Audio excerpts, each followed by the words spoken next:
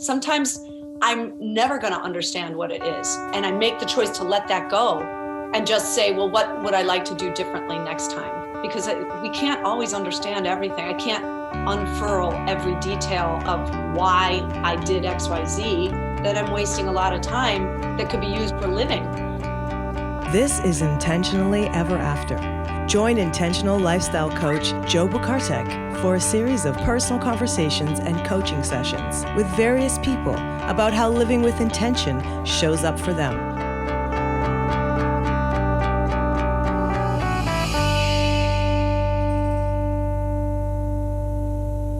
Greetings, everyone. Today, I have the distinct pleasure of hanging out and chatting with the amazing Barb Heenan, someone who I greatly respect and have benefited from her expertise and wisdom in a number of ways throughout the past handful of years here. So without further ado, I'd like to welcome in Barb Heenan. Hello, hello. Oh, Hi. man. Barb. Yes, Joe. Would you kindly introduce yourself to the folks who are listening? Indeed. I'm Barb Heenan. It's so nice to be here with you, Joe. And you know I love and respect you as well. And coach to coach and person to person, human to human. You're amazing. So thanks for having me. I so appreciate that. Thank you. What do you want to know about me? Oh, gosh. Well, maybe I can ask some questions along the way as we're addressing some of the intentionality themes here. Something that no one knows about me? Ooh, yeah, let's go there. I don't know, It will no longer be the case, obviously, when you share it. You're right. I feel like I pretty much am who I am out there. So if anyone has never spent a lot of time with me, you might not know that I'm really silly. Very, very silly. So I like to go around my house by myself, talking to myself in funny little voices, or I'll do silly little dance steps on my way, to get my tea. It's ridiculous. Anyway, so I could very easily picture you doing that. Yeah. So, but that's only after knowing you, I think. Okay. Yeah. But yeah, that fits the profile of who I believe Barb Heenan to be. Yeah. Okay, cool. Barb, where are you currently located? I'm in San Rafael, California. It is in Marin County, just over the Golden Gate Bridge, in that gorgeous area of Northern California where there are rolling hills and nature, and I can drive 7 minutes and be hiking in the woods with eucalyptus and redwoods. And oh my gosh, it's amazing. It's so nice to be here. Yeah, I packed up all my stuff in December, put my stuff in storage, sold my condo in Chicago, drove west. I'm out of here. I'm taking my toys and getting out of here. That actually sounds very intentional of a move. Yeah. Would you say? You know what's so funny that we're talking about intentionality is it did not feel intentional at all because I didn't know where I was going to live. I didn't have anything lined up. All I knew is my brother lives here, and he's lived here for 35 years. So I know the area. But I really didn't have anything lined up till about a week before I got here. And he pulled a rabbit out of a hat and connected with some neighbors who said, yeah, we're going to go to LA for a couple months. Sure, she can sublet. It was bizarre. So I'm not good at planning. So if this is a show about intentionality, I don't know what I'm going to share. But well, maybe it's important that we kind of cover a general definition of intentionality then, because you certainly didn't move to Louisiana. Right. You moved to an area where your brother already had been established. So True. How would you define living intentionally? Wow, that's such a good question. I would say that it's setting out to do something that means something to you, or setting an intention is to consciously make a choice to move toward something. And then I feel like then the universe hears you and aligns and gets, you have to put in effort, but the universe will then go, oh, finally, he or she gets it. Okay, here, I'm going to line up these opportunities for you. So to me, intentionality requires trust. So I had a certain amount of trust. All I knew was it was time. It was time for me to leave. I've lived in Chicago my whole life. I didn't know where I was going to end up, but I had to make the move. So the intention was only on the one step right in front of me. It wasn't a 5-year intention. So yeah, a little bit scary. Talk about upheaval. Yeah, well, I think living intentionally can still be scary though, right? And be an upheaval and still be intentional. Yeah, true. Tell me your definition of intentionality. Oh, why'd you have to do that? I used to turn on. Well, thankfully for me, I've practiced this answer a good number of times, right? Yeah. Well, frankly, for me, with intention is spending my time and energy on the people and things that matter to me. I love that. Wow. Yeah. And thankfully, because of what I do and essentially what we do, I get to spend a lot of time thinking about it. And I have a lot of reminders when I work with other people on them living intentionally. It's a reminder for me to remind myself to live intentionally. So I can never get away from these reminders that kind of rigged the system in that way. Yeah. Oh, good one. So I actually like it sounds like setting the intention is the key piece for you to live intentionally. Is you set that intention, and then you're not alone. The universe is like, all right, now that you're clear, now that you've put that out there, I'll help you out. I'll set you up here. Yeah. It's almost like I didn't know where I was going to end up. So it's like I put my kayak in the river. I'm trusting the river is going to take me to a cool place I've never been to before. But my intention is to get in the river and go. So I might not know what the end game is, but I can still be intentional about how I put my paddle in the water and how I steer and how I take in nature and breathe and get freaked out over the rapids or whatever. So I can be intentional about how I enjoy the journey rather than just, I got to get there. Just get me there. Instead of suffering along the way, I can be intentional about using all my senses to take in what I'm experiencing and not judge it. And, that's not the easiest thing in the world, but right. Yeah. So do you reduce suffering by living with intention? That is a great question. I feel like I do, because anytime I'm doing something consciously, I'm given different choices how I want to view it. It's all about perception. How do I want to view this event? That it can cause me stress, or it can open my eyes to something. I can learn something. I can allow myself to feel the pain and see what that brings me. I don't have to get rid of the pain, but I don't have to suffer with it either. So it's it's helped me a few times when I've been in tough situations. But such as like we were just talking a moment ago about habits, and I did this fun, I thought it was going to be really fun, like an obstacle course where I can, there's thousands of people doing it on a little hilltop, and there's different, you're crawling through mud under barbed wire, and then you go to the next obstacle. It's like American Ninja Warrior kind of thing. And I worked out for months to get ready for this thing, and I was so excited, and I'm like, I'm 58 years old. I'm gonna rock this thing, right? So I'm like, really, and being intentional about the workouts really helped me. I was like, wow, a goal really helps me get it done, right? And then I get there, and at least I got to do half of the obstacle course, but about halfway in, I did one of the obstacles. I fell off the wrong way, trying to be intentional about how I fell, and I blew up. No. And I blew out my ACL, and I tore my meniscus, and I had a little tiny avulsion fracture, and yeah. So I can't control that outcome, but in the moment, they asked me to stand up, which seemed like the most monumental effort that could ever be done on this earth. It was so brutal to think about standing up. And the guy, arrives in the Jeep, and he gently helps me stand up, and my leg is dangling all loose and gross. Oh, so disgusting. And then he says that we're going to get in the Jeep.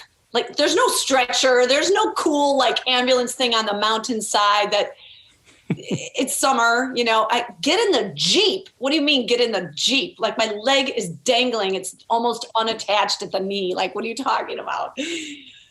And I was in a boatload of pain, but I remember a moment right after getting in that Jeep, and we have to go up the mountain to go down the other side. And I remember picking my head up like an idiot, looking around, and there's this gorgeous hawk circling above above me. I'm like, and in my mind, I'm thinking, what a gorgeous hawk. This, oh my God, it's a beautiful day. And I had this moment of being in it, like being in it I don't know what that's supposed to mean, but. I don't either. But just the idea, what do you think? What did you think it meant in the moment? Just the idea that I was in a lot of pain. I was suffering a lot. But when I switched my point of view, all of a sudden I forgot the pain. I was able to just be in the moment of, this is interesting. I wonder why this is happening for me. And I don't have to be upset about it or sad about it, but this is what's true now. And now I'm going to go into the next step. We'll go to the medic tent. And I knew I blew out my leg. I was in for it. I'm going to have to get a surgery. I'm going to have to do everything. But instead of getting upset about it, I'm just like, okay, I'm going to experience what this is. This is very interesting. So I did. Pretty readily too, it seems, in the moment. And maybe because of the severe pain at the time, but what typically triggers you to consider your perspective? Well, pain is a good one. I mean, always, right? Pain makes us look at things that maybe we wouldn't look at or acknowledge. I think another thing that triggers that for me is, I'm trying to think of that's a good question. Pain is a good one though. I don't know, Joe, ask it again. What triggers you to consider your perspective of something? Well, one is that if it's going in a direction I don't want, I will stop and go, okay, wait a minute. Why don't I want this? And that's going to make me miserable. That it's going in a direction that I don't want. Why did I want this in the first place? What did that mean to me that I had to have this certain outcome? It's kind of like letting go of the outcome, So I think if it's going in a direction that to me feels, I don't want this, that makes me stop and look at it from a different perspective and say, well, A, what control do you have over it right now? B, what might this mean for you? Or what are some other things that you can learn from this? Rather than just what I want. So it sounds like you have to have an awareness of when things aren't going your way in order for the trigger to happen. Yeah. But I don't know, maybe it happens when I'm not aware too, but I just can't think of those times right now. Sure. Yeah. Well, I mean, it's very interesting that you were able to tap into that perspective when your leg was dangling, independently of your body. And I don't think that that's because I have magical powers in any way, shape, or form. I think that's a function of the pain. Maybe that was a way to help me deal with the pain in the moment, that this is what our system knows what to do to help us survive, right? That's what it felt like to me. Yeah. It wasn't anything special about me. I think this is how we survive situations. It was almost like an out-of-body experience. No, that's it. Well, see, you did it again. You said something that took me somewhere really far away. I don't know if I want to keep taking it down that path, the out-of-body experience part. Oh, yeah. Don't you have those? No? Well, now I'm thinking about it. I don't have an immediate yes response for you for that out-of-body experience. No. Okay. I'll save that for next episode, okay. I think. I'll spend some time thinking about it. Okay. Okay. Oh, man. How about habits? We did start to dig into habits a little bit.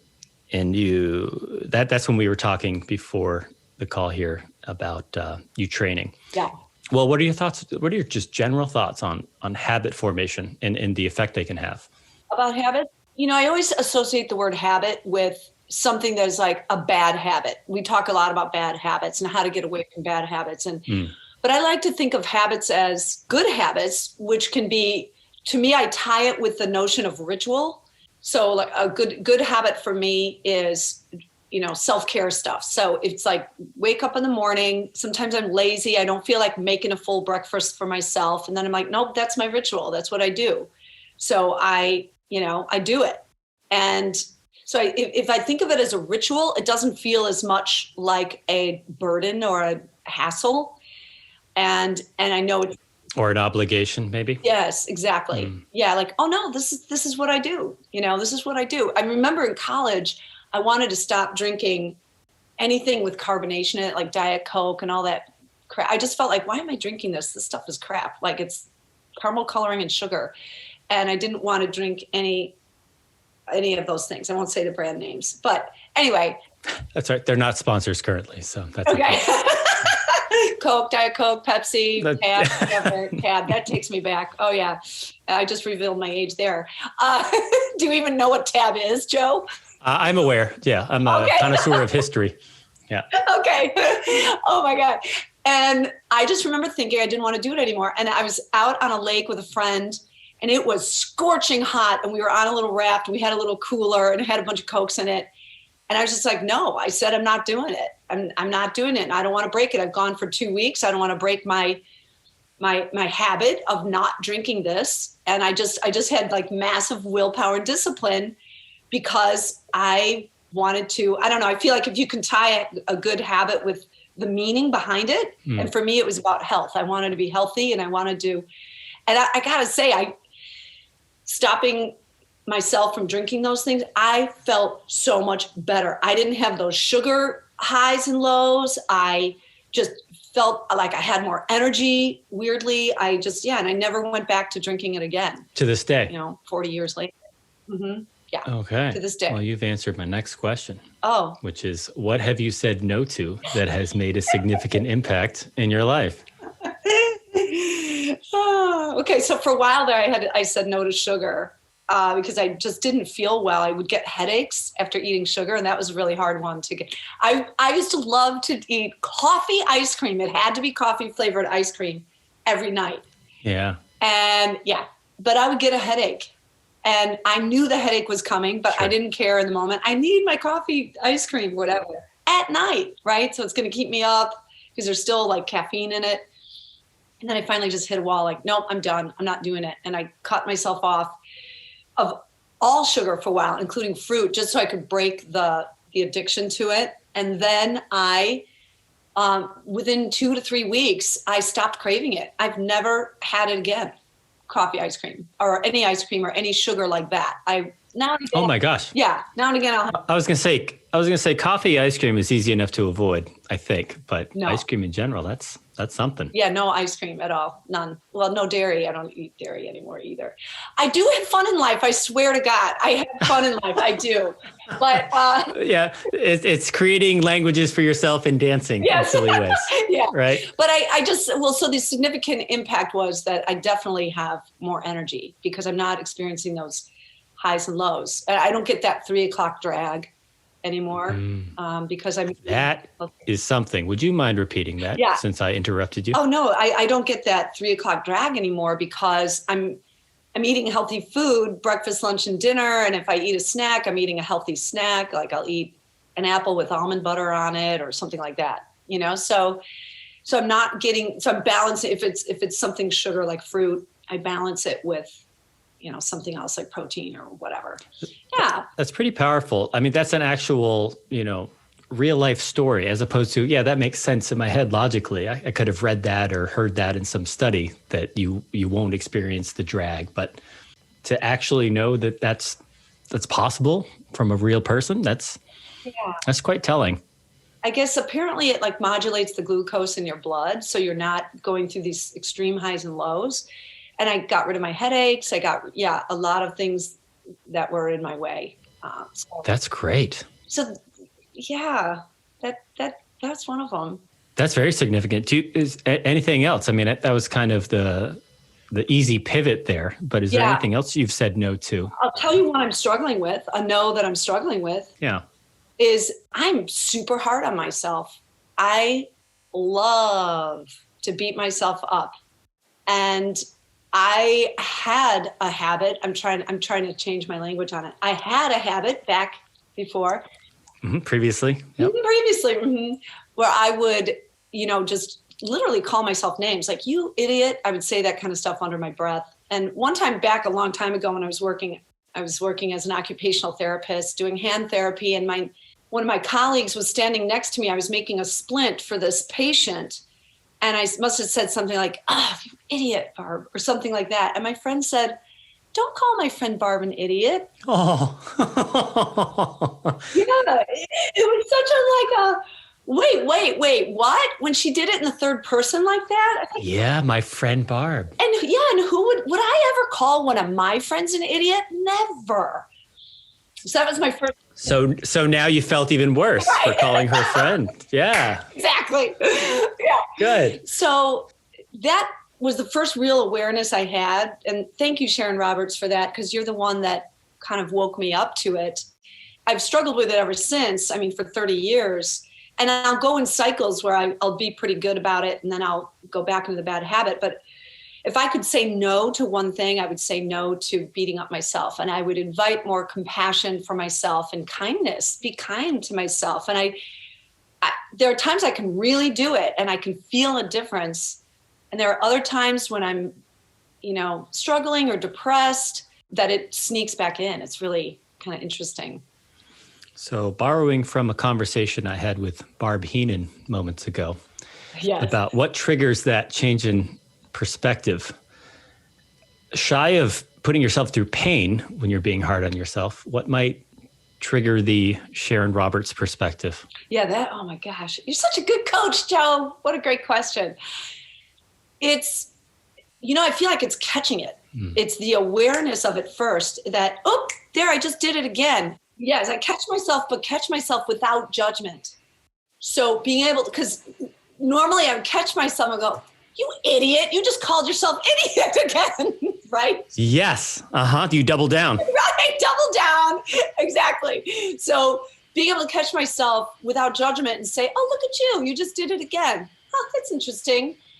And not put a judgment on it and just be able to be kind and compassionate and patient with myself, I guess, is so that changing that perspective of it's the awareness. Can I catch myself? And if I haven't caught myself, but I think about it later, it's doing the same thing, looking upon it without judgment and going, look at, that's interesting that you did that again. What was that about? And just the reflective debrief. Exactly. Yeah. I want to ask about that process for you, but I'm also wondering about, catching yourself without judgment. If you considered yourself in the third person, just like Sharon Roberts did. Yeah. Right. Yeah. Since I know you well enough to know that you wouldn't judge your friends harshly in that way whatsoever. So is it reasonable to think you could consider yourself your friend? Do you view yourself that way? Yes, yeah? Quite reasonable. Yeah, I do. I really do. And then it's the question of, am I being a good friend to myself? Or am I being a fair weather friend? Ooh, yeah. Abandoning myself when I'm depressed or bummed out or lonely or pissed off at myself. Right. Do I abandon myself, right? So if I can be in that place of non-judgment, compassionate kindness, being with myself and not having to fix myself all the time. That's another one, is the urge to fix it. It's like, if I can just be with myself, that's what I would do for a good friend. I would be with them and not try to fix what they're going through. It's very hard. Yeah. Yeah. I imagine it would be hard, especially coming from someone who is able to help people improve their lot in life, improve their situation. Knowing you have that capacity, it would be hard to just let yourself be. Yeah. Oh, yeah. Yeah. There's always this strive for improvement. I got to make it better. When does that ever stop? And people say it doesn't ever stop, but I do give myself a break and rest from it for a bit and say, I am happy with where I am right now, or I can allow myself to be in this space right now and not fix it. I do that. So I do try to be a friend to myself in that way. Yeah. Okay. So is it about discerning when to call yourself an idiot and when to let yourself be an idiot without calling yourself one? Is that what we're talking about? Yeah. When do I get to call myself an idiot? When I spill my tea all over my stuff. No, I don't know. Yeah. When can you just be an idiot without worried about being called one? I don't know. Yeah. Right. When I stub my toe, Yeah. Okay. So the thing I wanted to ask about was your debrief process with yourself. Oh. How quickly after the fact, when you don't catch yourself in the moment, as I imagine would be difficult, what does that process look like for you? Yeah, it's gotten much shorter over the years. It used to be that it would take a good 2 weeks before the thing would bubble up again. And I'd be like, wow, what was that all about? And I think going through coaching school and being a coach for 14 years now, whatever. We do a lot of introspection, right? Because we're learning the process to help others become more aware of themselves and, make change if that's what they want to do. So I feel like it's that time period of debrief review is much shorter. So things are fresher, which helps. But I'll just go back over and ask myself, one, I seek to understand, why did that happen? Sometimes I'm never going to understand what it is. And I make the choice to let that go and just say, well, what would I like to do differently next time? Because we can't always understand everything. I can't unfurl every detail of why I did X, Y, Z. Then I'm wasting a lot of time that could be used for living. Yeah, exactly. So you do want to just continue living instead of spending time in constant reflection. Exactly. Yes. Yeah, that makes sense. Yeah. Hey, Barb. Yeah, Joe. What area in your life feels just about perfect? Oh my God, seriously? Do people have areas of their lives that are perfect? A lot of people take exception with the word perfect, which is why I typically put it in quotes. But I'm asking it nonetheless. I want in on this concept, okay? What do I need to do to get it? Oh, man. Yeah. Let me just think for a brief moment here. Man, I feel like this is tied to that judgment thing again. Because what is perfect? Perfect feels like when I can be in a moment of full acceptance. And where in my life am I in full acceptance? Okay, I have one area. I don't know if it's perfect, but I don't think I'm in full acceptance yet. Like leaving Chicago, the hardest thing was my vast amount of friends that are there. Just a boatload of friends. I couldn't stop writing after 100. I mean, because I grew up there, right? So leaving Chicago felt like a must do. And you don't realize the impact of leaving your friends until you've done it, So, but the perfection part kind of comes in where I can be in this place where I'm missing my friends. I think it helps that it's a pandemic right now because I wasn't seeing a lot of my friends when I left anyway, right? Because we have to socially distance. So I guess what feels perfect is I have these moments where I have full acceptance of the fact that I'm in a different geographical location that's 2,000 miles away from most of my friends. So if I can be in that moment and just fully accept that and then go, oh yeah, I forgot I have a phone I can pick up and call. I can get on Zoom. I can plan a trip 5 years from now. Who knows when I'm going to feel safe to fly. So it feels like areas in my life that have perfection. It's when I have that fleeting moment of full acceptance, no matter where I am with it. So in other words, it doesn't have to be perfect. I'm here in California. It's not perfect. I love it. I'm near nature. That was what I wanted. I was away from the winters, but I'm missing my friends, right? So I can be in full acceptance of I'm here, not with my friends. I don't know. Does that even make sense? I don't know. I think so. It sounds like there's a certain amount of being at peace. Yes. But it feels like fleeting moments. I just grab them and I go, let me rest in this for a bit. And then, yeah. So I honestly, I don't know. I can't think of a place that in my life that feels perfect right now. Yeah, that's fair. If I'm being honest. Well, I appreciate you starting to be honest, because I want some honesty here, Barb, frankly. Yeah. So, no, I think that's fair. I mean, the word perfect it's supposed to kind of trigger these thoughts for people. And just in all my conversations I've had with people, even outside of this podcast, for people, it sounds more often than not, it's like a journey, right? I'm on my way towards that. So it feels perfect. I'm happy with my trajectory in this area. Yeah. And it sounds like you are becoming happy with your level of acceptance. And maybe, I don't know, is it the frequency of how frequently you're fully accepting? Yeah, that's a good question. Well, it's also the depth of acceptance too. It's like because there's always a yeah, but it lurking, you know. Something else you just made me think of, though, is the other thing of when I think of perfection, I think of the beauty of imperfection. And that's basically the concept of wabi-sabi. And that is that when we can appreciate something even with its flaws.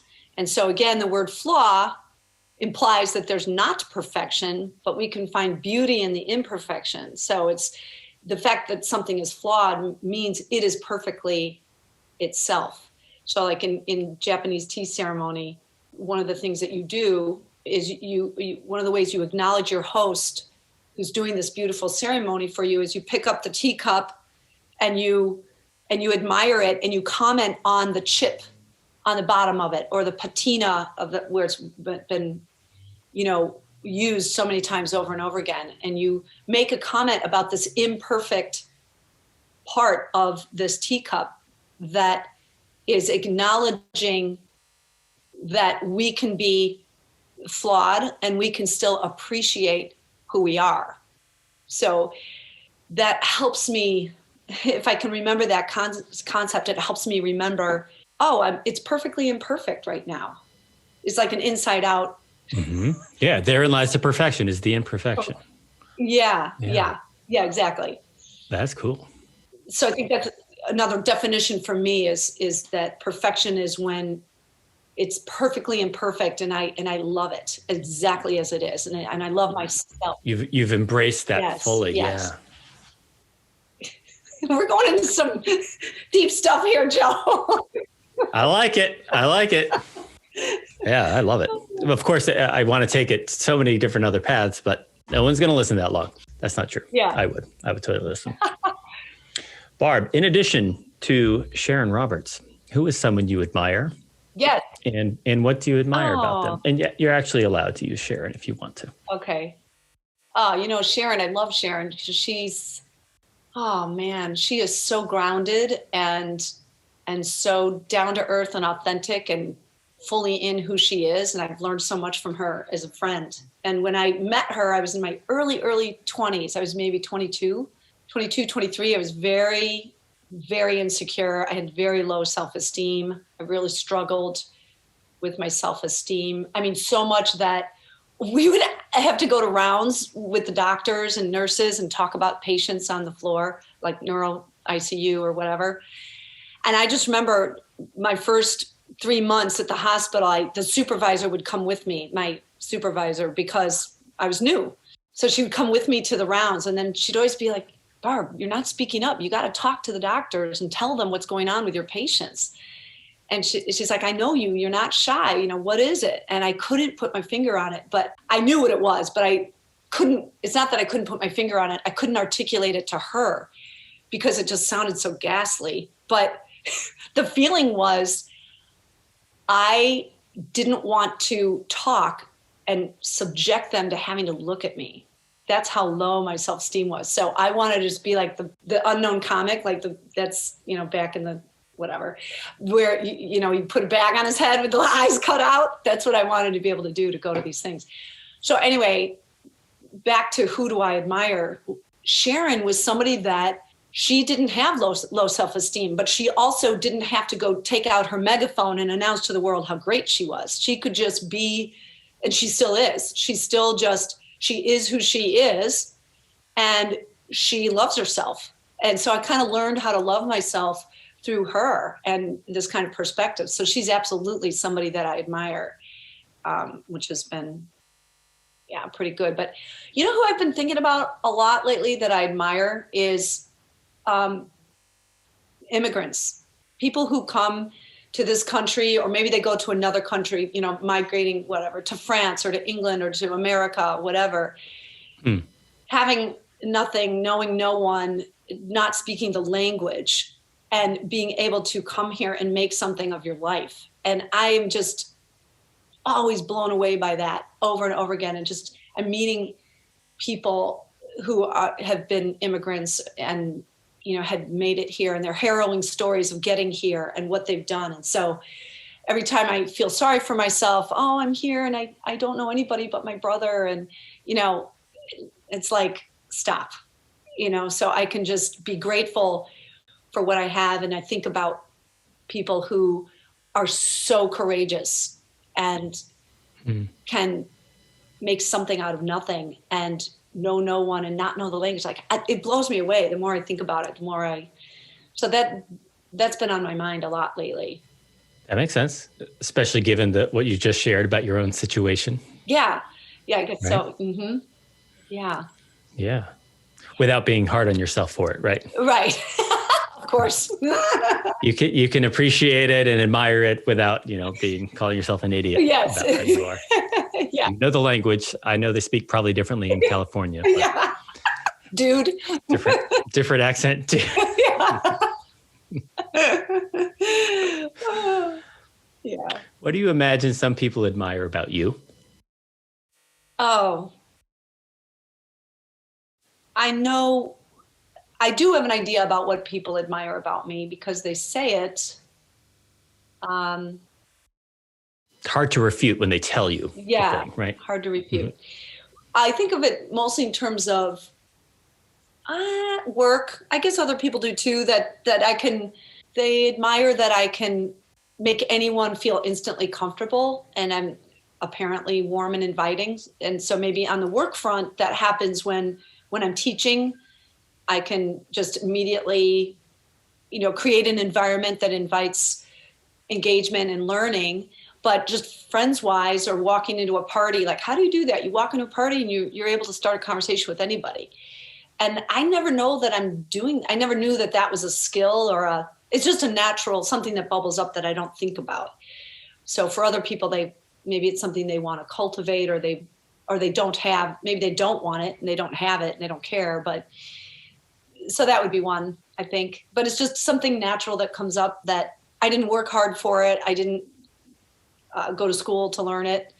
But I can still let it be part of me, and people can still admire it, I guess.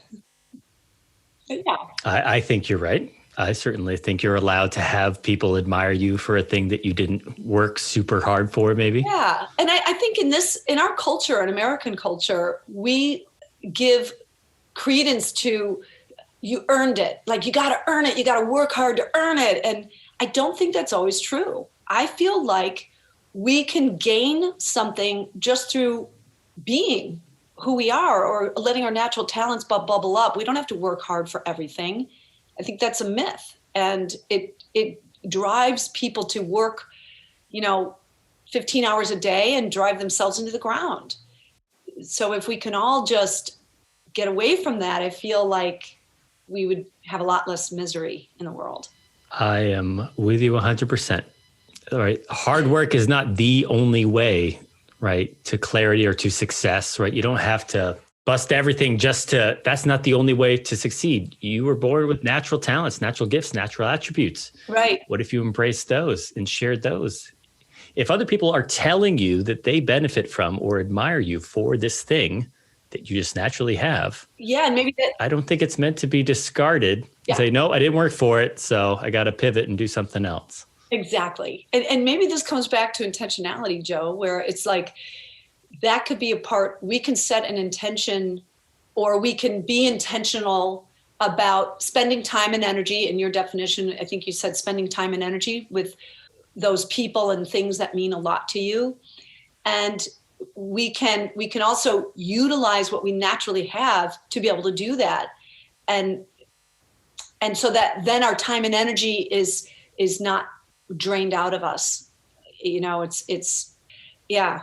I see this a lot because I work with a lot of executives and C-suite executives, and they're working their tails off to quote unquote earn it. And they still feel like something's missing in their lives. It's fascinating. It really is. I mean, that in and of itself is a pandemic, I think, right? Right. Yeah. Truly is. Yeah. But it's a path that's been so weathered, so beaten, like it's established. That's the way to success. Exactly. And our culture promotes that as well, or embeds it in us. Yeah. You go to France and, the stores will be shut down between, 1 and 3:30 for déjeuner, or whatever. Uh-huh. Yeah, and nobody thinks anything of it. You would never dream of. But they also work later into the evening. But they take a long midday break, and to them, it's what is the saying? Work to live, not live to work.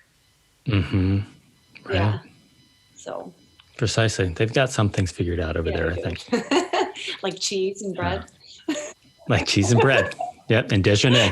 Yeah. Wine. And all of them put together, I think. Yep. Yeah.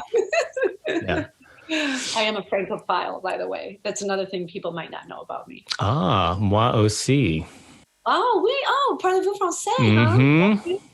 Oui. Je parle juste un petit peu parce que je n'ai pas les amis qui parlent et je ne le pratique pas. Ah, peut-être la prochaine fois, on peut discuter tout en français.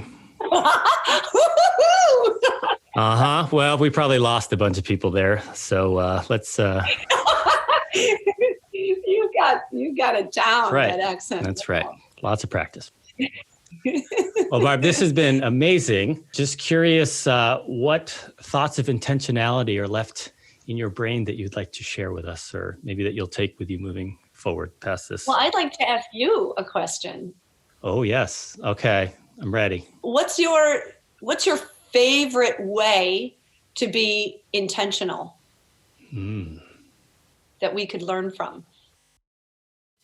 Goodness. Okay. This one's front of mind. It's my current, I don't know if it's my all-time favorite, but I'll give you the one that's front of mind. It's how I parent, how Melanie and I parent. Okay. And it's bringing our son into the parenting process. Okay. And it's about sharing with him how I want to be as a dad and getting his take on it, seeing what he thinks, running it past him, trying to disassemble somehow the structure of I'm the dad, I'm up here, and you're going to just take and listen to everything I say and kind of bring it down and almost workshopping it with him. Well, then he's got more buy-in, I suppose, then, if he's a part of the process, right? That's part of the idea. And the other part of the idea is just sharing more of my internal thoughts with him. And that, but when he grows up to be a dad or not a dad, he doesn't have to have it all figured out, that he knows, oh, my dad didn't really have it all figured out, but he's thinking about it. And he's trying. Yeah, he's failing, but he's trying. He's about 9. He's 10. He's 10 now. He just turned 10. Okay. Yep. Uh-huh. And he'll call me out because he'll be like, Dad, you told me you didn't want to respond that way, and yet you did it again. It's like, dang it. You're right. So he's holding your fatherhood. Yeah. He is. But again, that's my accountability. I share it with him because I want him to know the type of dad I want to be, and what better, person to have on your side than your child. Oh my gosh. That's amazing. That's my answer to that one. Oh, it's a good one. Wow. Well, thank you for that, because you're helping to create a citizen of the world who's learning how to take responsibility for himself, early on, and be a part of something that, it's not just this authoritarian kind of construct, even though, yes, you're the dad and you're smarter because you have more life experience, but being able to help him be part of it. I mean, that really speaks to teams. I'm sorry, I keep going back to the executive thing, but I think if leaders could be more like that, like involve people in the process so that they've got some buy-in, the power of that is immense. Yeah, I've done a lot of work exploring vulnerability these past couple of years, and that has a lot to do with that, expressing vulnerability through leadership. Vulnerability to establish trust rather than the other way around. Yeah. Expecting people to be vulnerable without having, anyway, it's... Oh, no. Yeah, thank you for saying that and connecting it to the way I'm hoping to raise my child. I think that sounds like a good thing when it comes from you. So I might call you again to remind me. Oh man, Barb, Joey said I screwed up again. What? Tell me about how I'm doing a good thing here. Just have Joey call me. I will. I'll do that. Yeah. Oh no, that's hilarious. Oh my gosh. Well, thank you again. I really appreciate your time, and I've appreciated your help all these many years, like I said, and this has been really nice. It was my pleasure and honor. Thank you for having me. And I know we meandered a bit, but it was such a fun little journey that we took today. So thank you for that. Agreed. Thank you. Thank you very much.